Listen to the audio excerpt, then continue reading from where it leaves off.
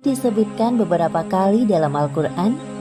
Salah satunya surat Asy-Syaffat ayat 139 hingga 148. Diceritakan bahwa Nabi Yunus alaihi salam merasa putus asa berdakwah kepada kaumnya yang keras kepala. Setelah hampir puluhan tahun berdakwah, hanya sedikit yang mau menjadi pengikutnya. Akhirnya beliau pun meninggalkan kaumnya dengan perasaan marah sekaligus sedih.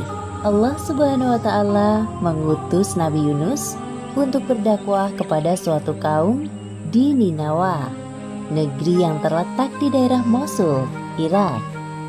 Hampir seluruh penduduk Ninawa masih mewarisi tradisi nenek moyang mereka, yaitu menyembah berhala. Kaum Ninawa tidak menyukai kehadiran Nabi Yunus. Menurut mereka, ajakan Nabi Yunus untuk beriman kepada Allah tidak sesuai dengan tradisi mereka. Wahai kaumku, berhentilah menyembah berhala-berhala itu. Sesungguhnya mereka tidak dapat memberi manfaat apapun kepada kalian. Hanya Allah satu-satunya Tuhan yang pantas kalian sembah. Diam saja kau Yunus. Engkau bisa bicara begitu karena memang bukan dari keturunan nenek moyang kami. Ya benar, inilah ajaran turun-temurun dari nenek moyang kami. Sedangkan engkau hanya pendatang di negeri kami yang tidak tahu apa-apa. Pergilah, kami mau beribadah kepada Tuhan yang nyata terlihat, bukan seperti Tuhanmu yang tidak terlihat. Hahaha, kasihan sekali dirimu, wahai Yunus. Nabi Yunus mulai tersulut amarahnya mendengar cemoohan dari kaumnya. Bahkan dengan beraninya mereka menghina Allah. Lanjang sekali kalian berkata seperti itu tentang Allah. Wahai kaum Ninawa, tunggulah sebentar lagi azab akan turun kepada negeri ini. Aku telah berkali-kali memperingatkan kalian. Setelah beberapa tahun berdakwah, pengikut Nabi Yunus hanya sedikit. Berbagai cara telah dilakukan untuk mendekati kaum Ninawa, namun mereka malah menghina Nabi Yunus. Sampai akhirnya beliau mulai putus asa.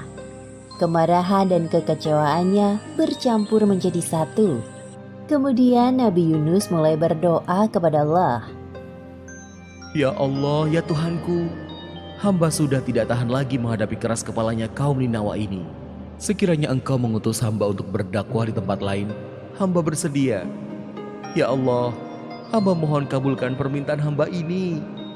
Disinilah letak ujian Nabi Yunus. Beliau tidak sabar dalam menghadapi kaumnya dan akhirnya memilih untuk meninggalkan negeri Ninawa. Padahal tugas dakwahnya belum usai. Tak lama setelah kepergian Nabi Yunus, hal buruk terjadi pada kaum Ninawa. Tiba-tiba, cuaca yang awalnya cerah berubah menjadi gelap. Hah? Keras sekali suaranya. Apakah ini yang dikatakan oleh Yunus tempo hari? Wahai ayah, aku takut. Jangan takut wahai anakku. Ini pasti azab Allah yang dijanjikan Nabi Yunus kepada kita. Satu persatu kaum Ninawa mulai keluar dari rumahnya. Mereka bersujud dan mulai menyadari akan kesalahannya. Ya Allah, maafkanlah perilaku kami yang tidak mau beriman kepadamu. Kami sudah zalim kepada Yunus, Nabi utusanmu. Ya Allah, ampunilah perbuatan kami. Kami sungguh-sungguh bertaubat kepadamu. Ya Allah. Kemudian Allah tidak jadi menurunkan azab kepada penduduk negeri Ninawa. Seperti yang disebutkan dalam Al-Quran, surat Yunus ayat 98. Ketika mereka, kaum Yunus itu beriman, kami hilangkan dari mereka azab yang menghinakan dalam kehidupan dunia. Dan kami beri kesenangan kepada mereka sampai waktu tertentu. Sementara itu, Nabi Yunus telah berjalan cukup jauh. Sampailah beliau di tepi pantai. Langit sore nampak bersahabat. Terlihat di sana ada kapal yang akan berlayar. Kemudian, Nabi Yunus pun ikut masuk ke dalam rombongan kapal yang akan berlayar itu. Semua orang heran melihat penampakan seorang nabi di dalam kapal. Namun para penumpang tidak berani menyapa Nabi Yunus. Mereka hanya saling berbisik. Nahkoda menggerakkan kapal cukup cepat. Ketika berada di tengah lautan, seketika itu angin bertiup kencang dan menggoyangkan sebagian badan kapal. Sepertinya akan terjadi badai. Lihat, hujan mulai turun. Aduh, bagaimana ini? Kasihan sekali anakku. Maaf tuan-tuan, sepertinya kita harus mengeluarkan barang-barang agar kapal tidak tenggelam. Baik, Mereka pun mengeluarkan semua barang dan menjatuhkannya ke laut. Kami sudah mengeluarkan semua barang. Bagaimana keadaannya? Sepertinya harus ada dari kita yang turun dari kapal. Beban kapal ini masih terlalu berat. Apa? Bagaimana jika kita lakukan undian saja untuk menentukan siapa orangnya agar adil? Ya, cepat kita lakukan. Para penumpang kapal, termasuk Nabi Yunus, melakukan undian. Ternyata nama yang keluar adalah Nabi Yunus. Hah? Tidak mungkin dia. Aku yakin dia adalah orang baik. Nabi pula. Bagaimana kalau kita undi lagi saja? Ya, undi saja lagi. Lakukan lagi. Setelah melakukan undian kedua dan ketiga, tetap saja nama yang keluar adalah Nabi Yunus. Melihat kenyataan tersebut, Nabi Yunus pasrah dengan keadaan. Sudahlah tuan-tuan, tidak perlu dilakukan undian lagi. Aku ikhlas dengan keputusan ini.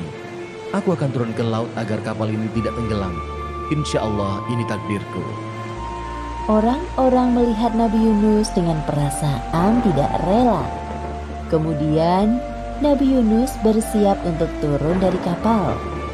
Beliau menatap ombak yang bergulung-gulung di hadapannya. Ya Allah, mungkin ini balasan bagiku atas sikap pengecut dan tidak sabar menghadapi ujian dakwah dari kaumku. Ampuni aku ya Allah. Demikianlah Nabi Yunus termasuk orang-orang yang kalah dalam undian tersebut, sehingga dilemparkan ke laut. Setelah Nabi Yunus menceburkan diri ke tengah laut, tak lama kemudian muncul seekor ikan paus yang sigap menelan beliau. Nabi Yunus pingsan selama beberapa hari di dalam perut ikan paus. Saat membuka mata, yang Nabi Yunus rasakan adalah kegelapan dalam jiwa dan raganya. Perasaan bersalah kepada Allah selalu menghantuinya. Tubuhnya tidak berdaya karena tidak ada asupan makanan selama berada di dalam perut ikan paus. Kemudian Nabi Yunus dengan segala kekuatannya berdoa kepada Allah. Seperti yang disebutkan dalam Al-Quran, Surat Al-Anbiya ayat 87. Tidak ada Tuhan selain Engkau, Maha Suci Engkau.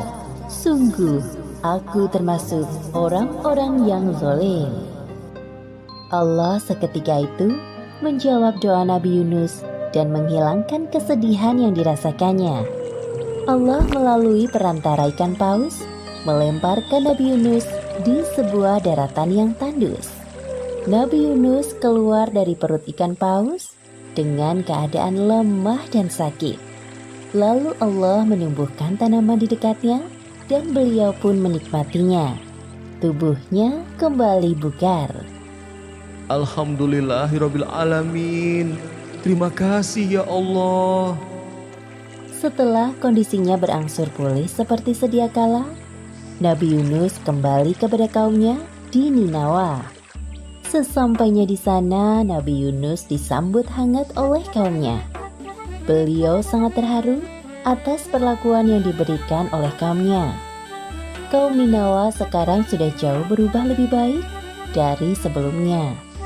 Mereka hanya beriman kepada Allah Subhanahu wa Ta'ala, seperti yang disebutkan dalam surat Asy-Syaffat ayat 147 hingga 148. Dan kami utus dia kepada 100.000 orang atau lebih, sehingga mereka beriman. Karena itu, kami anugerahkan kenikmatan hidup kepada mereka hingga waktu tertentu. Demikianlah akhir kisah Nabi Yunus alaihi salam.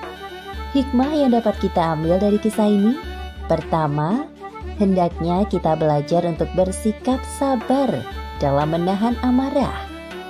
Kedua, Allah mengabulkan doa hambanya yang bermasalah dengan syarat seorang hamba tersebut harus bersungguh-sungguh dalam beribadah kepadanya.